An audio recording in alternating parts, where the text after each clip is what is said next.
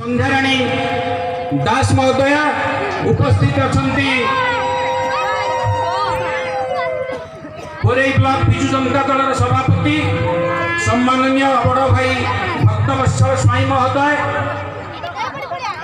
एवं मंच को मु निवेदन करुछि जाजपुर जिला परिषद अध्यक्षा श्रीमती आमर भौणी नलिन प्रभा जेना महोदय एवं निवेदन करुछि कोरेई पंचायत समितिर अध्यक्षा श्रीमती जयंती दलई महोदय एवं कोरेई महिला विजु जनता दलर सभानेत्री तथा आपणकर करदा ग्राम पंचायत घरे घरे परिचित श्रद्धेय प्रतिनिधि श्रीमती पंकजिन साहू महोदय आम गहन आसती आमर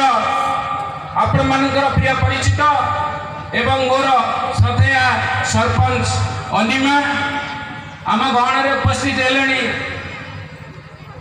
ये युव मानसर सेंसेशन कहवाक गले अत्युक्ति हे ना श्रीजुक्त अलेक्जेंडर दास महोदय मुझे मंच उपर निमंत्रण करुछि